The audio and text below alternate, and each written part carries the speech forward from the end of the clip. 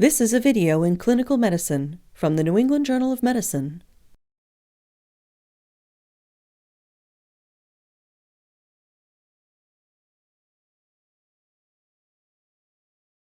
Patients frequently present to primary care offices, urgent care, and emergency departments with musculoskeletal injuries such as fractures, sprains, and dislocations.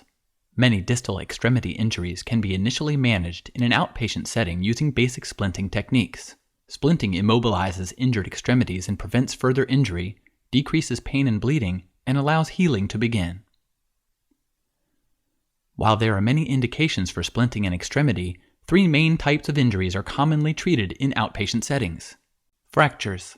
Splinting is used to stabilize fractures of the upper and lower extremity, providing patient comfort and maintaining proper bone alignment. Dislocations. After reduction of a dislocated joint, splinting is used to maintain anatomic reduction during healing. Sprains. Splinting may be used to maintain the position of function and to alleviate pain for patients with ligamentous sprains. While there are no absolute contraindications to applying a temporary splint to an injured extremity, there are some unique circumstances that must be considered.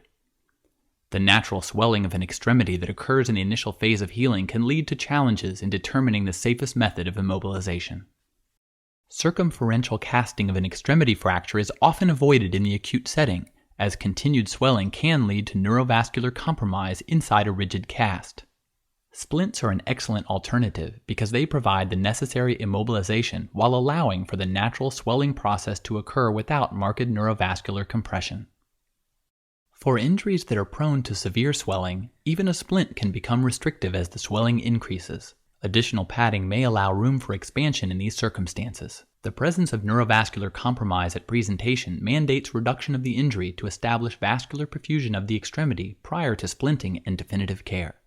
An orthopedic specialist should be consulted for fractures requiring urgent surgical evaluation, such as open fractures, which may require operative management. Temporary splints can be placed to alleviate pain and to prevent additional injury while awaiting evaluation by a specialist. Use appropriate universal precautions for potential exposure to bodily fluids when open wounds are present. The materials needed for basic extremity splint placement include a stockinette, cotton padding, plaster or fiberglass rolls or sheets, elastic bandages with clips or adhesive tape, heavy-duty scissors, and a bucket of water.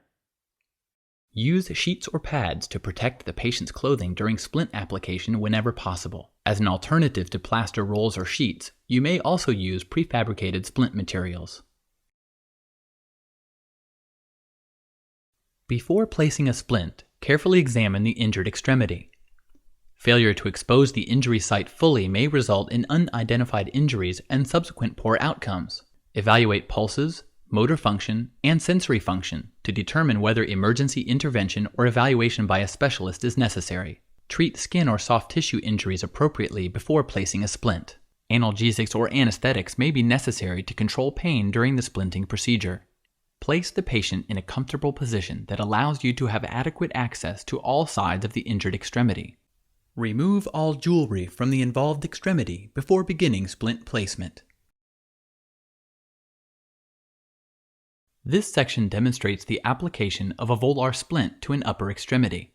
Apply the stockinette to the extremity, avoiding wrinkles and using sufficient length to extend 10 centimeters beyond each end of the splint. Use scissors to cut an opening for the thumb. Cut a small hole in the stockinette where it lies across the base of the thumb and then pull over the digit to prevent wrinkles. Use cotton padding material to pad the injured extremity for comfort and to allow for anticipated swelling. Wrap the padding around the extremity, overlapping the previous layer by 25 to 50% to place 2 layers of padding over the entire area. In areas of bony prominence or expected irritation, apply extra layers of padding. If substantial swelling is expected, continue wrapping for 3 to 4 layers of protection. The cotton material can easily be stretched or torn as needed for uniform application. Take care to avoid too much circumferential pressure caused by excessive stretching of the padding during the application. Select a piece of dry plaster that is slightly wider than the limb to be immobilized. Measure the length of the splint material required and then cut or tear the dry plaster material to the appropriate length. Use at least 8 layers of plaster material for upper extremity splints and 12 layers for lower extremity splints to provide adequate strength to the completed splint. Consider using the unaffected extremity to measure the length of plaster that will be needed to limit the discomfort caused by moving the injured limb. Use additional layers of plaster if extra strength is required, keeping the total splint thickness less than 24 layers to minimize the risk of thermal injury from the plaster as it dries. Fill a bucket with lukewarm water less than 50 degrees Celsius and immerse the plaster material until it is saturated. Hold the wet plaster sheets vertically over the bucket and use 2 fingers to manually compress the layers in a downward motion. This removes wrinkles and excess water and will laminate the layers together. Place the plaster material over the cotton padding. Smooth the plaster to mold to the contours of the extremity in the appropriate anatomical position. Apply an additional layer of cotton padding to hold the splint in place and fold the ends of the stockinette back over the splint. Use an elastic bandage to secure the splint in place by wrapping it in a distal to proximal direction. Avoid excessive compression of the extremity when applying this elastic bandage. Before the plaster dries, place the extremity in the desired anatomic position. Use the palms of your hands to mold the splint gently to the extremity, taking care to avoid creating indentations that might lead to pressure points. Allow the splint to dry without further manipulation or patient movement. Avoid resting the splint on a pillow during this time, as heat buildup can cause thermal injuries as the plaster dries. Once the splint has dried completely, check for adequate immobilization, strength of splint, and patient comfort. A volar splint can be used to immobilize a sprained wrist, a triquetral fracture or lunate dislocation, or a 2nd through 5th metacarpal head fracture. This splint should extend along the volar aspect of the forearm from the metacarpal heads to just proximal to the radial head, allowing unencumbered flexion of the elbow. Place the forearm in a neutral position with the thumb upward and the wrist in 20 degrees of extension. Ulnar gutter splints are designed to immobilize fractures along the ulnar aspect of the hand, including injuries to the 4th and 5th phalanges and metacarpals. This splint extends from the distal interphalangeal joint of the little finger to the proximal forearm. Place the forearm in a neutral position with the wrist in 20 degrees of extension. The metacarpal phalangeal joints should be flexed at 50 degrees, with the proximal and distal interphalangeal joints in slight flexion. Thumb spica splints are applied to the radial aspect of the forearm to immobilize the thumb and prevent flexion and extension of the wrist. This splint is useful for fractures of the scaphoid and lunate, first metacarpal, and thumb. This splint extends from the tip of the thumb to the proximal forearm. Place the forearm in a neutral position with the wrist in 20 degrees of extension and the thumb slightly flexed. A long arm splint will immobilize proximal forearm and elbow fractures. It can also provide temporary stabilization of intra-articular fractures of the distal humerus and olecranon while awaiting surgical care. When splinting a joint at an angle, be sure to wrap the extremity in the expected final position. Avoid excessive padding around the anterior aspect of the elbow joint in long arm splints, as this can result in skin pressure points and swelling under the splint. This splint prevents flexion and extension of the elbow and limits supination and pronation of the forearm. It extends along the posterior arm from the wrist to the proximal humerus. Place the elbow in 90 degrees of flexion while maintaining a neutral position for the forearm and wrist. A forearm sugar tong splint is used for wrist and distal forearm fractures. It immobilizes the wrist and forearm and prevents supination and pronation of the forearm. The splint extends from the metacarpal phalangeal joints on the dorsum of the hand, along the forearm, around the elbow, and back to the volar aspect of the mid-palmar crease. Place the elbow in 90 degrees of flexion while maintaining a neutral position for the forearm and wrist. A posterior leg splint is used to stabilize severe sprains, reduced ankle dislocations, and fractures of the distal leg, ankle, and foot. The splint extends from the metatarsal heads to just below the fibular head while maintaining a 90-degree angle at the ankle.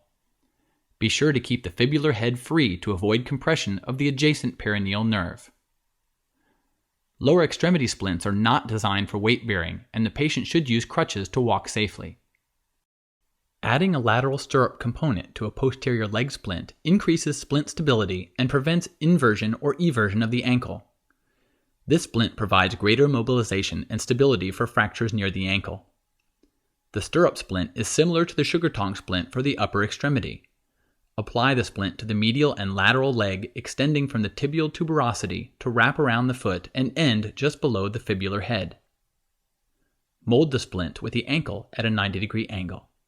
Commercially available ankle splints may be used to enhance comfort after a sprain, but typically do not provide the necessary stability for fractures.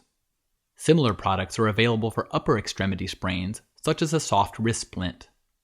Prefabricated splinting materials are available and can be used to create a wide variety of splints for injured extremities using modifications of the techniques demonstrated in this video. Re-evaluate the extremity immediately after completing the splint placement. Evaluate distal motor and sensory function. Palpate for pulses, evaluate the color of the extremity, and assess for appropriate capillary refill. Be sure that the completed splint is comfortable and not overly restrictive, and that the patient's pain is controlled. Address any discomfort by applying additional cotton padding or loosening the elastic bandage. Typical care after the application of a splint should include extremity elevation, application of ice packs, administration of analgesics, and appropriate communication of instructions for medical follow-up. Instruct the patient to keep the splint clean and dry and not to remove it until instructed. Give the patient verbal instructions and an easily understood written list of signs and symptoms that would necessitate urgent return for further evaluation. These include development of any signs of neurovascular compromise or compartment syndrome, such as increased swelling, worsening of pain, discoloration of the distal extremity, difficulty moving the fingers or toes, or change in sensory function. Splinting plays a major role in the initial management of musculoskeletal injuries, particularly those involving extremity fractures, joint dislocations, and severe sprains. A properly applied splint will stabilize the injured extremity, increase patient comfort, and allow the healing process to begin. Depending on the type of injury, a splint may be the only treatment required, or it may be an important temporizing measure until further evaluation or surgical intervention is completed.